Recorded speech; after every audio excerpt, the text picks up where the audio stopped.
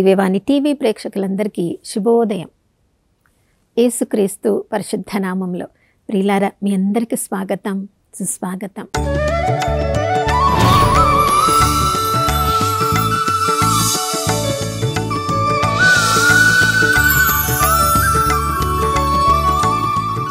నిన్నటి దినమంతా మనం ఊహించిన దానికంటే, కోరుకున్న దానికంటే ఎక్కువ ఉన్నత స్థితిలో, నూతన అభిషేకంలో మనల్ని నడిపించిన దేవుడు నమ్మదగినవాడు, విశ్వసనీయుడు. ప్రియులారా, ఈ ఉదయకాలంలో కూడా ఆ ప్రభు వైపు ఎవరెవరు చూస్తున్నారో, సజీవుల లెక్కలో ఉన్న వారందరి అవసరములను ఎరిగి ఉన్న దేవుడు, మన యొక్క అవసరములన్నిటికీ కావలసినవన్నీ సిద్ధపరిచిన దేవుడు ఈ ఉదయకాలంలో మనందరినీ కూడా సజీవుల లెక్కలో ఉంచిన దేవుడు. ప్రియులారా, మనము సజీవంగా ఉన్నామంటేనే ఆయన నిరంతరమైన ప్రేమ, ఆయన ఉనికి మనలో కనిపిస్తూ ఉంది.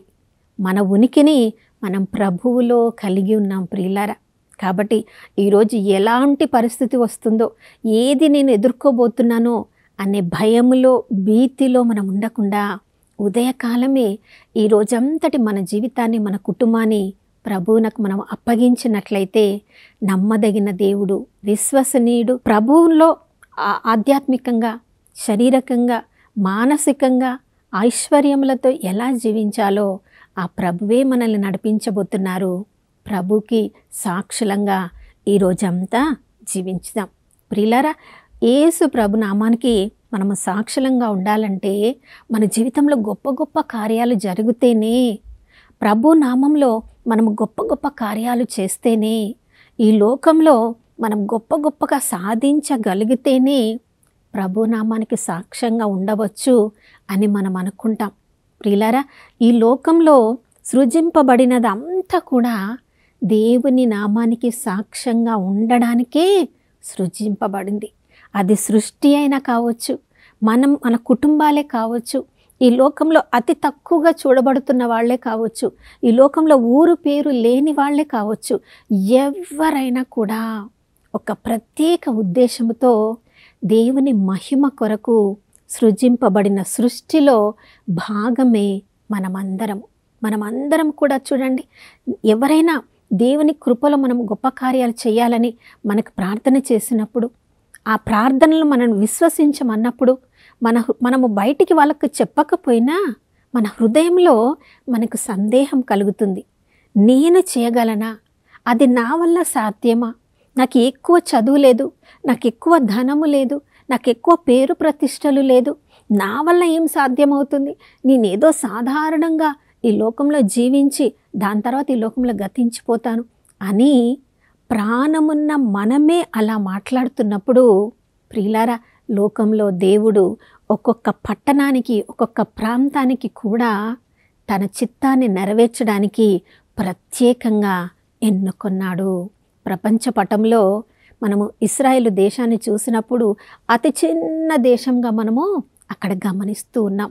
కానీ ప్రియులారా, దేవుడు ఆ ఇశ్రాయేలు దేశాన్ని తన నామ మహిమ కొరకు ఎన్నుకున్నారు. కాబట్టే చూడండి ప్రియులారా, ఈరోజు వారికున్నంత ఆ తెలివి, ఆ జ్ఞానము, ఆ విజ్ఞానము ప్రభు వారికి అనుగ్రహించారు. వారిని అతి ఉన్నత స్థితిలో ప్రపంచంలో ఉన్న వారందరికంటే నిలబెట్టారు. నీ పట్ల, నా పట్ల కూడా దేవుని కృప అది, దేవుని ప్రణాళిక అది, మన పట్ల దేవునికి ఉన్న పిలుపు అది. ప్రియులారా, చూడండి, మనము మీకా గ్రంథం 5వ అధ్యాయం 2వ వచనం మనం చదువుతున్నాం. బెత్లెహేము ఎఫ్రాతా, యూదా నగరములలో నీవు మిక్కిలి చిన్నదానవు. లోకంలో ఎన్నో పట్టణాలు ఉన్నాయి. ఆ పట్టణాలలో దేవుడు మీకా గ్రంథంలో బెత్లెహేము గురించి, ఎఫ్రాతా గురించి, దానికి ఎవరు ఊరి పేరు లేదు, ఎవరు పట్టించుకోలేదు అని మనుషులు అనుకొని ఉండవచ్చు. కానీ అతి చిన్న పట్టణమైన ఆ ఎఫ్రాతా గురించి, బెత్లెహేము గురించి దేవుడికి గొప్ప ప్రణాళిక ఉంది. ప్రియులారా, నీవు నీ గృహంలో చిన్నదానివే కావచ్చు, మీ యొక్క కులంలో చిన్నదానివే కావచ్చు, మీ ఊరిలో మీకు పేరు ఏమి లేకపోవచ్చు, కానీ దేవుని దృష్టిలో నీవు దేవునికి ఉన్న ప్రణాళిక పట్ల, నీకున్న ప్రణాళిక పట్ల దేవుడికి గొప్ప ఆశ, దేవుడు నీ ద్వారా గొప్ప కార్యాలు సాధించాలని ఆశపడుతున్నారు ప్రియులారా. చూడండి, శాశ్వతుడైన జనకుడు శాశ్వత కాలము నుంచి చివరి క్షణంలో మనము నిత్య జీవంలో ప్రవేశించే కాలం వరకు, పురాతన కాలం నుంచి శాశ్వత కాలం వరకు ఆ దేవుడికి ఆ బెత్లెహేం పట్ల గొప్ప ప్రణాళిక ఉంది. ఆ దేవుడు ఆ బెత్లెహేంలోనే ఉదయించబోతున్నాడు. ఆ ప్రవచనము వచ్చే వరకు ఎవ్వరికి కూడా బెత్లెహేము ఎక్కడుందో తెలియదు. దేవుని ప్రణాళిక బెత్లెహేం పట్ల అంత గొప్పగా ఉందని తెలియదు. ప్రియులారా, దావీదు వంశములో రారాజుగా ఉండేవాడు, కలకాలము రాజరికము చేసేవాడు ఈ బెత్లెహేము నుంచే ఉదయిస్తాడు అని చూడండి ప్రియులారా, దావీదు రాజుకి దేవుడు వాగ్దానం ఇచ్చినట్లు ఆ బెత్లెహేంని దేవుడు పూర్వకాలంలోనే యేసు ప్రభుకి అది జన్మ నగరముగా ఉండాలని దేవుడు ఎన్నుకున్నాడు. ప్రియులారా, శాశ్వతుడైన జనకుడు, రక్షకుడు ఆ పట్టణంలో ఉదయించే వరకు, జన్మించే వరకు, అంతకుముందు అక్కడ ఉన్నవారందరూ కూడా బందీలుగా ఉన్నారు, పాపంలో ఉన్నారు, వాళ్ళకి రక్షణ లేకుండా ఉన్నారు.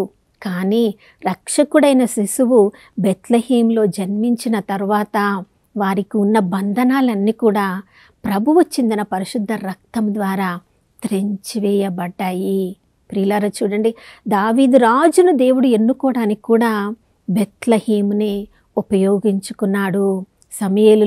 సమూయేలు ప్రవక్తను దేవుడు సౌలు రాజును అంగీకరించిన తర్వాత, త్రోసిపుచ్చిన తర్వాత సమూయేలు ప్రవక్త ఆ విషయమై ఆయన దుఃఖిస్తూ ఉన్నప్పుడు సమూయేలు ప్రవక్తతో దేవుడు అంటున్నాడు, ఇంకా ఎందుకు త్రోసివేయబడిన సౌలు రాజు గురించి నువ్వు కన్నీరు కారుస్తున్నావు, దిగులు పడుతూ ఉన్నావు? నీ తైలపు కొమ్మును తీసుకొని ఈషాయి కడకు వెళ్ళు. ఆయన బెత్లెహేము పుర నివాసి. ఆ ఈషాయి కుమారులలో ఒకరిని నేను రాజుగా ఎన్నుకున్నాను. అవును ప్రియులారా, ఏ పట్టణమైతే, ఏ పురమైతే, ఏ కుటుంబమైతే ఈ లోక విషయాలలో, లోక దృష్టిలో లెక్క లేనిదిగా ఉంటుందో, తనను తాను దేవునికి అర్పించుకున్నప్పుడు అది శ్రేష్టమైనది, దేవుని కార్యం గొప్పగా అందులో జరిగేదిగా దేవుడు ఎన్నుకుంటాడు.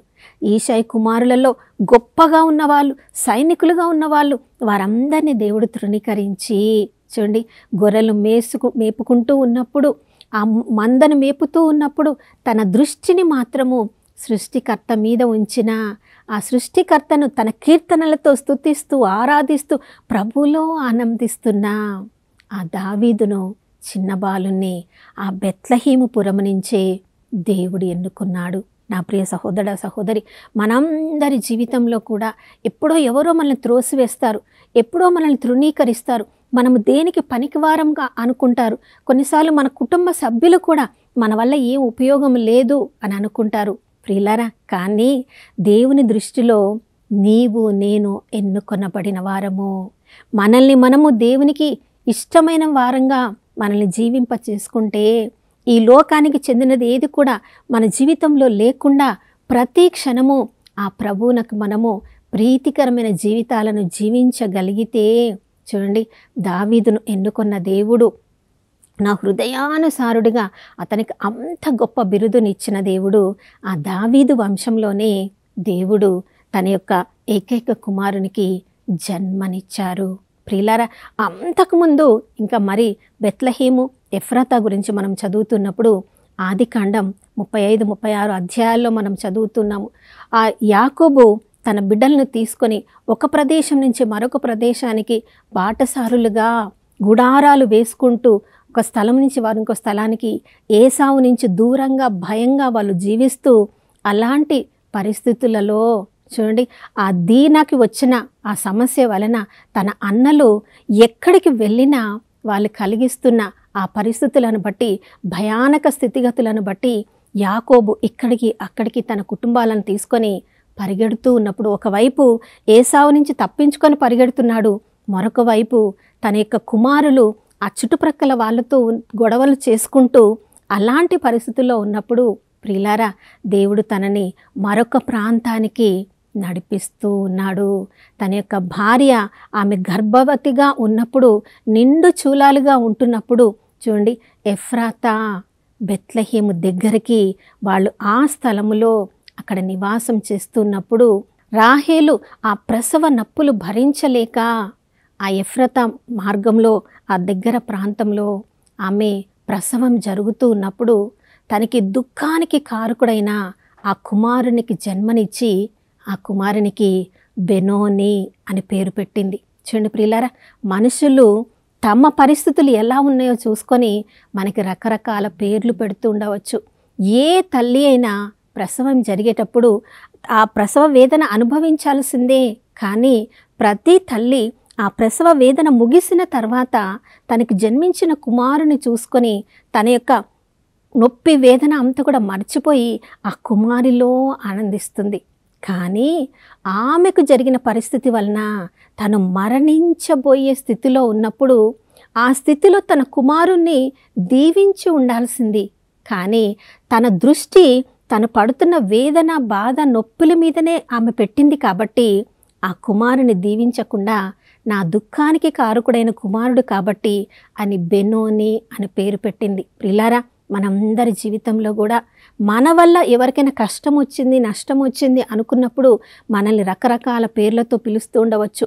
వీరి వల్ల మనకు ఉపయోగం లేదు, వీరు దురదృష్టవంతులు, వీరు ఎందుకు మన జీవితానికి అడ్డుగా ఉన్నారు, వీళ్ళు మన జీవితంలో లేకుండా ఉంటే బాగుండు, ఎంతోమంది ఎన్నో రకాలుగా మనల్ని తృణీకరించి తక్కువ చేసి పెట్టి ఉండవచ్చు.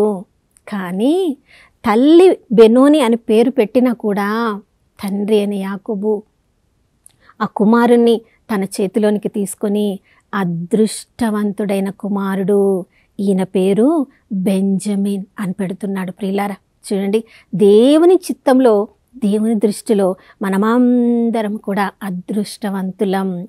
దేవుడి దృష్టిలో మనం అదృష్టవంతులం కాబట్టి ఈ రోజు వరకు కూడా మనం సజీవుల లెక్కలో ఉన్నాం. ఎవరు మనల్ని కోరుకున్నా కోరుకోకపోయినా తన రక్తాన్ని చిందిన యేసుక్రీస్తు ప్రభుల వారు మాత్రము మన పట్ల గొప్ప ప్రణాళిక కలిగి ఉన్నారు. కాబట్టి చూడండి ప్రియులారా, యోహాను సువార్త 6వ అధ్యాయంలో నేనే జీవాహారమును, ఎవరెవరైతే నా శరీరమును భుజించి నా రక్తమును పానము చేస్తారో వారు నిత్య జీవనంలో భాగస్థులవుతారు అని ప్రభువు తనను తానే మన కొరకు తనను అర్పించుకున్నారు. ప్రియులారా, ఎవరో మనల్ని ఏదో అన్నారని, తక్కువ చేసి చూసారని, ఏదో రకరకాల పేర్లు పెట్టారని దాని మీద మన దృష్టిని పెట్టినప్పుడు దేవుడికి మన పట్ల ఉన్న ప్రణాళికను మనం మర్చిపోతాం. ఈ లోక స్వరాలు ఎవరు ఏం చెప్తున్నారో దాని మీద మన దృష్టిని పెట్టకుండా నిత్య జీవానికి నన్ను ఆహ్వానిస్తున్న ఆ జీవాహారమైన యేసుక్రీస్తు ప్రభుల వారు ప్రతిరోజు దివ్య ప్రసాద రూపంలో నాలోనికి ఏం చేసి వస్తున్నారు. వాక్యాన్ని నేను చదివినప్పుడు ఆ ప్రభు స్వరం నాకు వినపడుతుంది. ఆ వాక్యము ద్వారా నా జీవితంలో ఏది నేను ఉంచాలి, ఏది తీసివేయాలి, ఆ సత్యాన్ని నేను నేర్చుకొని ప్రభు చూపిన మార్గంలో, అది ఇరుకైన మార్గమైనా కావచ్చు, నేను దానిలో నడుస్తానని మనల్ని మనం సిద్ధపరచుకుంటే ప్రియులారా, ఈ లోకంలో మనం చిన్నవాళ్ళుగా కనిపించవచ్చు, తక్కువ వాళ్ళుగా కనిపించవచ్చు, తృణీకరింపబడిన వాళ్ళగా కనిపించవచ్చు, మిక్కిలి చిన్నదిగా మనం కనిపించవచ్చు, మనము కానీ, మన కుటుంబం కానీ, మన గ్రామము కానీ, మన స్థలము కానీ. కానీ దేవునికి మనకున్న గొప్ప ప్రణాళిక వల్ల ఎత్తైన కొండ మీద దేవుడు మనల్ని నిలబెడతాడు. దాని కొరకు ప్రతిరోజు మనం సిద్ధపడాలి. ప్రతిరోజు మనము, నేను బెత్లెహేము, యేసుక్రీస్తు ప్రభుల వారు జన్మించే స్థలము, నేను యేసుక్రీస్తు ప్రభుల వారి రాకడ కొరకు నన్ను నేను సిద్ధపరచుకోవాలి. జీవాహారమైన ప్రభుని ప్రతిరోజు నేను స్వీకరించాలి. ఆ ప్రభు యొక్క స్వరానికి నన్ను నేను అప్పగించుకోవాలి అని మనం సిద్ధపడగలిగితే ప్రియులారా, యూదా నగరములలో మిక్కిలి చిన్నదానవైనను రక్షకుడు నీ నుండి ఉద్భవించెను అనే వాగ్దానం మనందరి జీవితంలో నెరవేరుతుంది ప్రియులారా. కానీ ఆ విధంగా కాకుండా ఈ లోకంలో ఎవరైనా మనల్ని తక్కువ చేసి చూసినప్పుడు, తృణీకరించినప్పుడు ఆ మాటల్ని పట్టుకొని దేవుని ప్రేమ నుండి మనమే దూరంగా వెళ్ళామేమో. ఈ ఉదయకాలంలోనే క్షమాపణ అడుగుదాం. మరొకసారి ప్రభు దగ్గరకు వద్దాం. మనల్ని, మన కుటుంబాన్ని ప్రభునకు సమర్పించుకుందాం. మన జీవితము ఆ ప్రభునకు మహిమకరంగా ఉండాలని ప్రార్థించుకుందాం. నాతో కలిసి ప్రార్థించండి. పరిశుద్ధమైన దేవానికి స్తోత్రములు తండ్రి. అయ్యా, మిమ్మల్ని మీరు తగ్గించుకొని నశించిపోతున్న మా జీవితాలకు జీవాహారముగా ఈ లోకంలో మీరు జన్మించారు ప్రభా, మీకు స్తోత్రం. అయ్యా, అశాశ్వతమైన ఈ లోకంలో మేము నివసిస్తున్నామనే సత్యాన్ని మేము మరచిపోయి ప్రభా, శాశ్వతమైన లోకము కొరకు ఈ లోకంలో యాత్రికులుగా మేమున్నామనే సత్యాన్ని మేము మరచిపోయి ప్రభా, ఈ లోకమే శాశ్వతం అనుకొని, ఈ లోకంలో మాకు వినబడుతున్న స్వరాలే అవి చెబుతున్నదే నిజం అనుకొని ఎవరైనా మమ్మల్ని తృణీకరించినప్పుడు, ఎవరైనా మమ్మల్ని వెలివేసినప్పుడు, ఎవరైనా మమ్మల్ని దూరంగా ఉంచినప్పుడు, ఎవరైనా మేము దేనికి పనికిరాము అన్నప్పుడు ప్రభా, ఆ మాటలను పట్టుకొని ఎన్నోసార్లు కుమిలిపోయాం. ఎన్నోసార్లు మా జీవితాన్ని మేమే నిందించుకున్నాం. ఎన్నోసార్లు మా వల్ల ఏ ఉపయోగము లేదని కుమిలిపోయాం ప్రభా. కానీ యూదా నగరములలో మిక్కిలి చిన్నదైన బెత్లెహేమును ఉపయోగించుకున్నావు. రక్షకుని అక్కడ ఉద్భవింపచేశావు తండ్రి, నీకు స్తోత్రం. ఎవరి దృష్టిలో మేము మేలికరమైన వాళ్ళము కానప్పటికీ ప్రభా, సృష్టికర్త అయిన నీ దృష్టిలో మేము విలువైన వాళ్ళము, వెలను చెల్లించిన వాళ్ళము ప్రభా, నీకు స్తోత్రం. నీ పరిశుద్ధ రక్తము ద్వారా మా కొరకు నువ్వు వెలను చెల్లించావయ్యా, నీకు స్తోత్రం.